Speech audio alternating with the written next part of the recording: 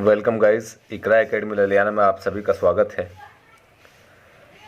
इससे पहली वीडियो में हमने आपके लिए जो प्रैक्टिस सेट है, ये मॉडल पेपर चित्रा प्रकाशन के मॉडल पेपर्स का, उसमें जो पहला प्रैक्टिस सेट दिया हुआ है ये इंग्लिश का, उसका सेक्शन ए हमने सोल्व कर लिया था।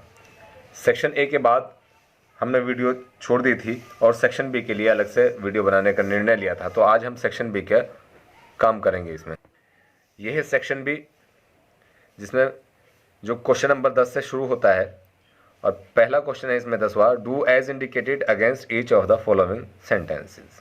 डू कीजिए एज इंडिकेटेड, जैसे दर्शाया गया है, अगेंस्ट सामने, each of the following sentences प्रत्येक वाक्य के। ऐसा कीजिए जैसे प्रत्येक वाक्य के सामने दर्शाया गया है। पहला है इसमें never hard goes waste work, और इससे नीचे एक इंस्ट्रक्शन दिया हुआ है, frame a correct sentence by reordering the words. शब्दों को जोड़कर सही वाक्य का निर्माण कीजिए। सही वाक्य बनाए, यानी अशुद्ध है ये शब्द बिखरे हुए, इसमें हमें सही वाक्य बनाना है। सेंटेंस है never hard goes waste work. पहले हम जो चीज सब्जेक्ट के रूप में ली गई है हार्ड वर्क, उसे ले लेते हैं। हार्ड ये, वर्क ये। हार्ड वर्क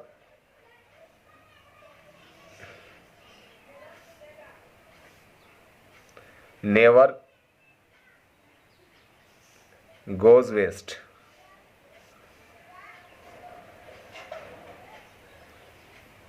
इसका सेंटेंस होगा। अगला है I know him very well. Change into passive voice, इसे हमें पैसिव वॉइस में कन्वर्ट करना है। तो ये हो जाएगा सब्जेक्ट। इसकी सबसे बड़ी पहचान है पैसिव वॉइस की कि सब्जेक्ट ऑब्जेक्ट के रूप में आ जाता है, ऑब्जेक्ट सब्जेक्ट के रूप में। तो यहाँ ऑब्जेक्ट है हिम और हिम के लिए सब्जेक्ट हो जाएगा ही। प्रेजेंट इंडेफिनिट टेंस का ये एक्टिव वॉइस है, तो जब इसे पैसिव में बदलेंगे हेल्पिंग वर्ब इज आरएम का यूज किया जाता है। तो ही इज नॉन वर्ब की third form. To me very well. दो तरीके से बन जाए कि ये भी हो जाएगा he is known very well by me. दोनों तरीके से ये सेंटेंस बन जाएगा। अगला सेंटेंस है have you ever to Hyderabad. आगे use correct form of the verb be to fill in the gap. Be जो क्रिया है हमारी, उसकी सही अवस्था, सही फॉर्म हमें यहाँ इस खाली स्थान में हमें भरनी है। Have you ever to Hyderabad, तो बी की सही फॉर्म बीन यहाँ आ जाएगी, हैव यू एवर बीन। अगला क्वेश्चन है my uncle said to me do not waste your time. आगे इसमें लिखा हुआ है चेंज इनटू इनडायरेक्ट स्पीच, यानी डायरेक्ट स्पीच का सेंटेंस है, इसे इनडायरेक्ट स्पीच में हमें बदलना है। तो ये हो जाएगा my uncle said to me do not waste your time. यहाँ सजेशन भी दिया गया है और पूछा भी गया है, कहा भी, बताया भी गया है। तो यहाँ हो जाएगा दो तरीके से, ये भी बन जाएगा my uncle suggested me. Said to बदल जाएगा सजेस्टेड में।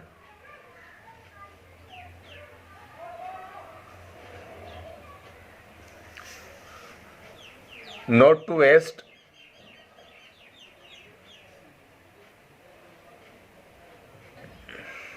माई time in idle gossip. In idle gossip, ये हो गया। अगला सेंटेंस देखते हैं। Choose the correct preposition from the ones given below the sentence to fill in the blank. सही प्रीपोजिशन चुनिए जो नीचे दी गई है उनमें से कोई एक, और खाली स्थान को भरिए। सेंटेंस है प्लीज राइट और फिर डैश डैश इंक, आगे दिया हुआ है विद, इन, फ्रॉम। तो इसमें जो सही फॉर्म आएगी प्रीपोजिशन की वो आएगी विद।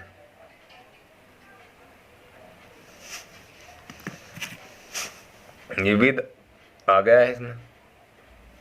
आ गया कंप्लीट द फॉलोइंग सेंटेंस। निम्नलिखित वाक्यों को पूरा कीजिए।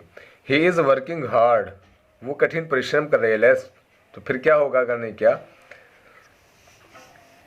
ही शुड फेल, अगर उसने ऐसा नहीं किया हो तो क्या हो जाएगा? इससे पहले कि वो फेल हो जाए, ही शुड,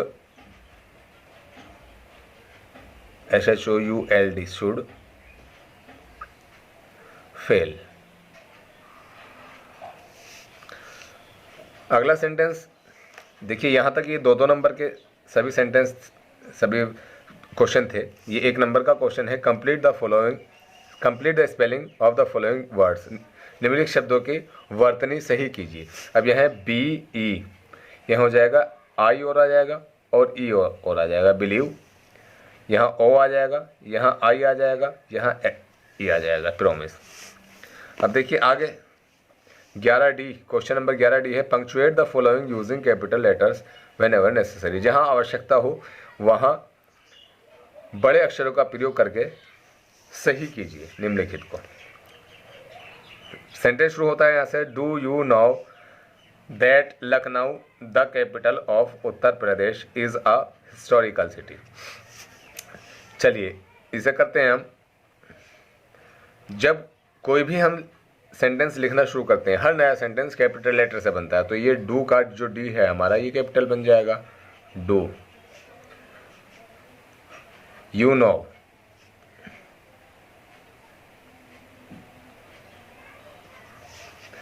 दैट, अब ये लखनऊ है, जगह है, नाउन है, नाउन कहीं भी आए वो कैपिटल लेटर से ही बनता है, तो हम इसका लखनऊ का L कैपिटल बनाएंगे, LUCKNOW, लखनऊ। यहाँ कोमा लगा देंगे, यहाँ एक बात पूरी होगी। The capital of Uttar Pradesh, the capital of, अब उत्तर प्रदेश ये प्रदेश का नाम है, देश का नाम हो, प्रदेश का नाम हो, गांव का नाम हो, शहर का नाम हो, सभी कैपिटल लेटर से बनते हैं। तो इसमें भी हम ये U कैपिटल बनाएंगे, उत्तर प्रदेश का P कैपिटल बनाएंगे, उत्तर प्रदेश, ये बात पूरी हो गई। कॉमा लगाएंगे, इज अ हिस्टोरिकल सिटी, अब सेम लिख देंगे, is a historical city, historical city. ध्यान से देखिए, ये चीज़ें आपके बहुत ही काम आने वाली हैं, ये एग्ज़ाम में आपको बहुत फ़ायदा देने वाली हैं। जितना मैं यहाँ प्रैक्टिस सेट से सॉल्व करा रहा हूँ, आप देखिएगा 50 to 70% इसी चीज़ में से और 100% इसी बेस पर एग्ज़ाम में आने वाला है। आपको यदि हमारी वीडियो, हमारी स्टडी कराने का ढंग ये पसंद आ रहा हो तो वीडियो को लाइक, शेयर एंड कमेंट करना ना भूलें। क्वेश्चन नंबर 12 है, translate the following into English, निम्नलिखित को का अंग्रेजी अनुवाद कीजिए। अब इसमें पहला सेंटेंस है, एक राजकुमार था। अब एक राजकुमार था, एक राजा था, एक शेर था, किसी जंगल में शेर रहता था। इस तरह के जो भी सेंटेंस हैं वो देयर से शुरू होते हैं, क्योंकि वो किसी ना किसी जगह पर तो थे, तो उस जगह को दर्शाने के लिए देयर का यूज किया जाता है सब्जेक्ट के रूप में। देयर was a prince, वह तीर और तलवार चलाने में बहुत कुशल था। हो जाएगा he was एक्सपर्ट ले आओ, चाहे वेरी एक्सपर्ट ले आओ, he was very expert,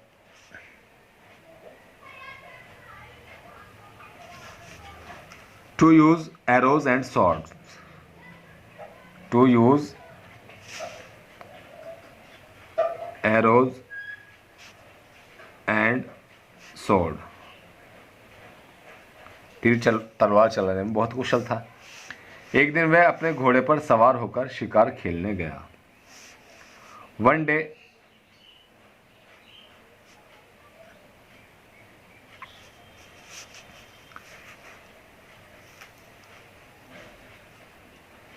riding his horse, पहले ले आएंगे वन डे, he went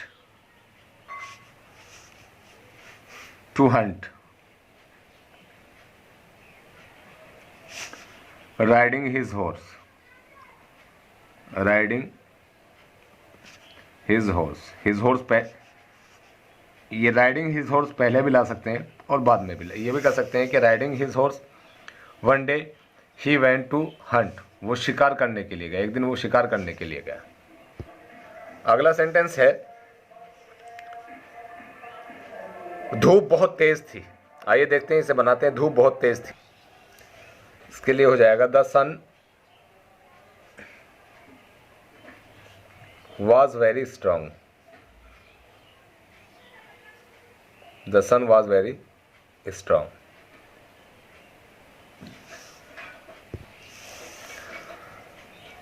अगला सेंटेंस है घोड़ा थककर हाँफने लगा, घोड़ा थककर हाँफने लगा। द हॉर्स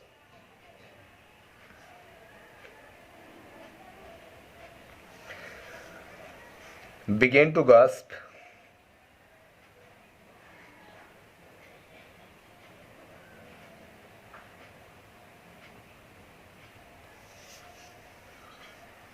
being tired,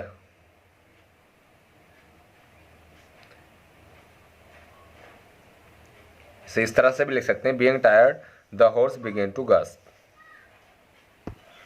अगला सेंटेंस है राजकुमार ने घोड़े को एक घने पेड़ की छाया में बांध दिया। The Prince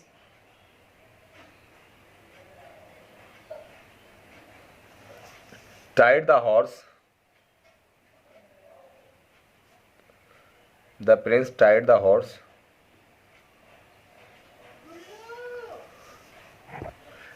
in the shade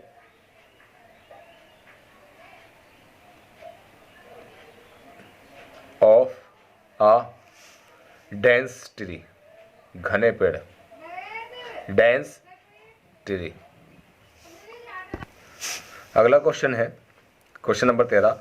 right an application to the headmaster oblique principal of your college school college requesting him to provide suitable toilet facility to the students. एक प्रार्थना पत्र लिखिए अपने स्कूल के हेडमास्टर या प्रधानाचार्य को, उनसे प्रार्थना करते हुए कि विद्यार्थियों के लिए सही टॉयलेट्स की सुविधा उपलब्ध कराएं। इंडिकेशन लिखा हुआ है do not right your name and roll number, यानी जब आप बोर्ड एग्जाम में एप्लीकेशन लिखने वाले हैं तो उसमें अपना नाम और रोल नंबर उसमें नहीं लिखना है। और या तो एप्लीकेशन ये और से पहला या और से बाद में। Write a letter to your father describing your school college, write a letter एक पत्र लिखे टू योर फादर अपने पिता को, डिस्क्राइबिंग वर्णन करते हुए योर कॉलेज स्कूल अपने स्कूल का अपने विद्यालय का वर्णन करते हुए। तो इन दोनों में से एक करना है। तो आइए हम जो आसान है जिसे आप बार बार लिखते हैं एप्लीकेशन लिखते हैं, शुरू करते हैं। आइए पहले वही जो लिखते हैं थोड़ा पेज की जगह छोड़ करके, टू द प्रिंसिपल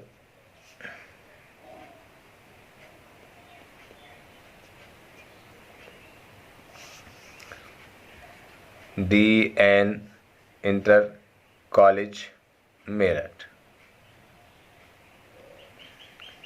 फिर टू के नीचे सेम बिल्कुल इसी के नीचे साथ और कॉमा लगा करके। मैं नया तरीका लिखवाऊँ, सीधा बात पाऊँ, उससे पहले ये बता दूं कि आप जिस तरह से लिखते हैं उसी तरह से रिक्वेस्ट करके लिखिए जिस तरह से आप लिखते आए हैं। Respectfully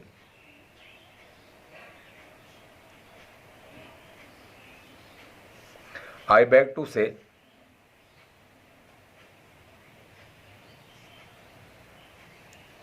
that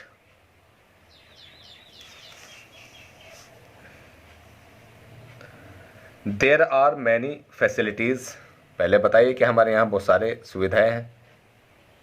There are many facilities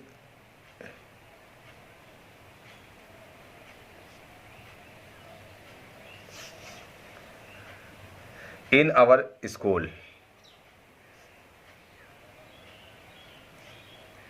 मतलब ये है कि सभी ने निवेदन ये है कि हमारे स्कूल में बहुत सारी सुविधाएं हैं, बट इट इज़ आगे लिखते हैं but it is reality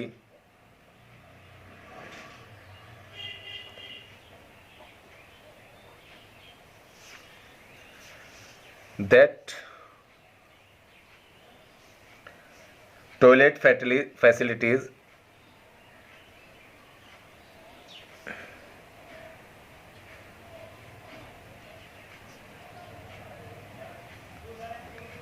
are not good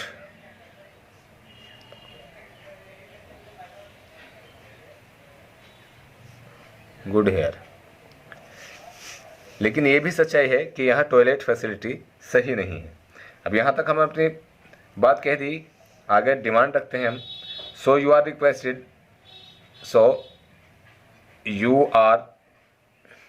requested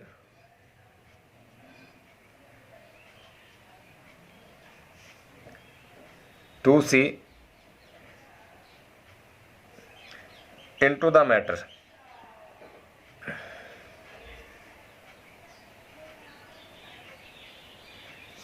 यानी आपसे प्रार्थना है कि आप इस मामले को अपने संज्ञान में लीजिए। एंड प्रोवाइड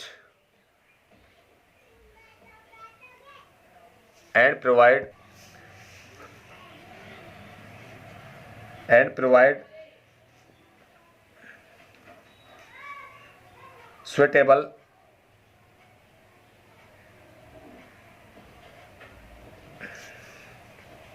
facilities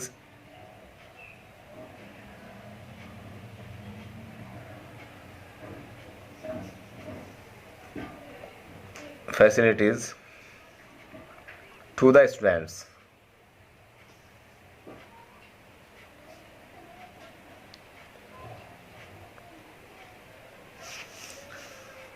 यहाँ वही आपका your obediently,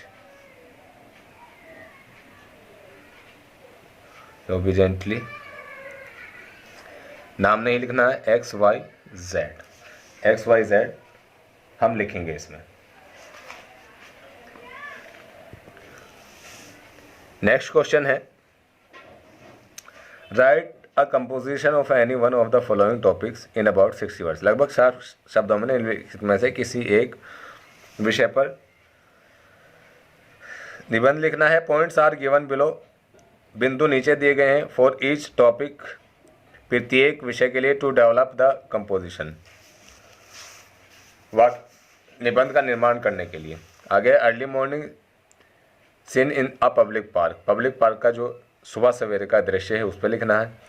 a city village market, शहर या गांव के किसी मार्केट पर लिखना है। माय ग्रैंडफादर पर लिखना है। यानी आपके जहन में जो चीज़ें इनके बारे में हैं, इन पॉइंटों को ध्यान में रखते हुए किसी एक पर लिखना है।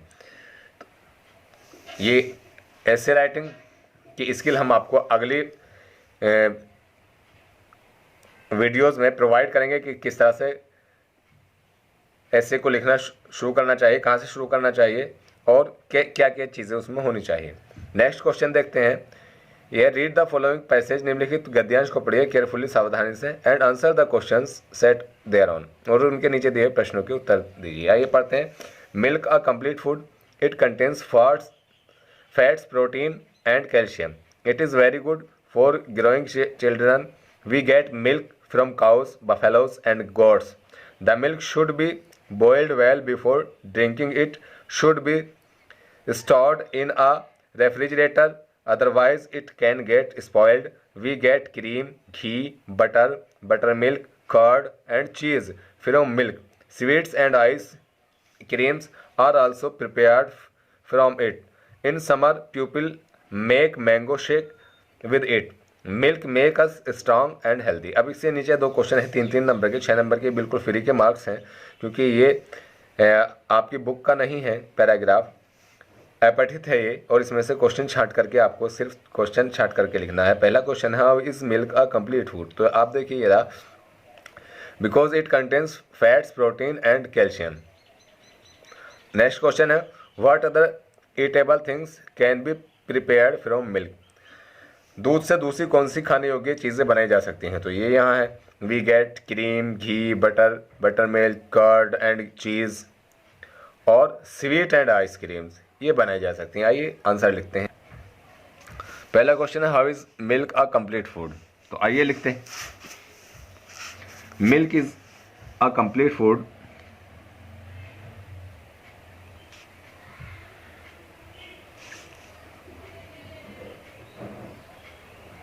milk is a complete food because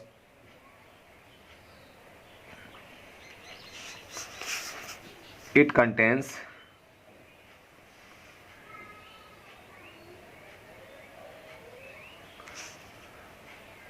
fats,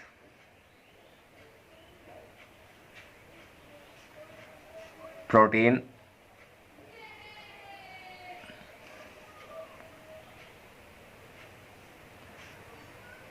and calcium.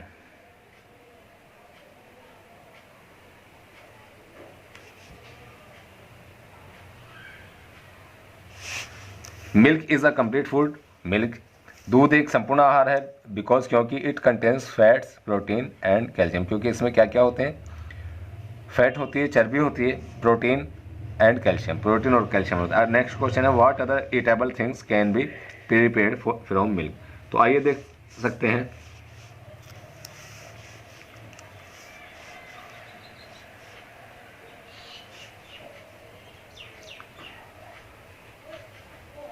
Cream,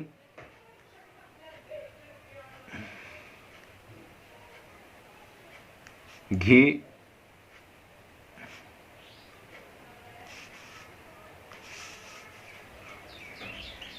butter,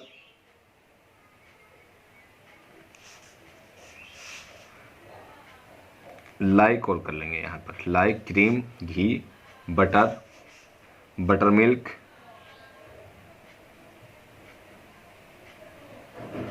buttermilk, curd,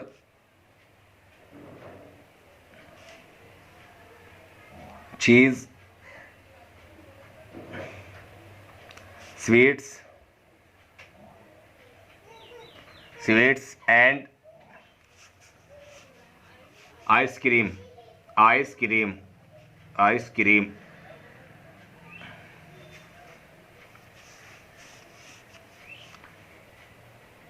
eatable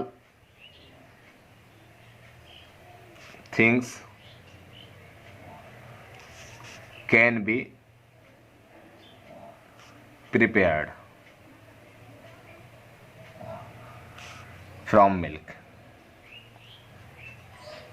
दूसरी तरह से भी लिख सकते हैं कि we can prepare cream, ghee, butter, buttermilk, curd, cheese, sweets and ice cream from milk. तो इस तरह से ही आपका 35 नंबर का 35 मार्क्स का सेक्शन बी कंप्लीट हो जाता है। आपका ये यहाँ पर सेक्शन बी कंप्लीट हुआ 35 नंबर का। आगे आप देख रहे हैं प्रैक्टिस सेट 2।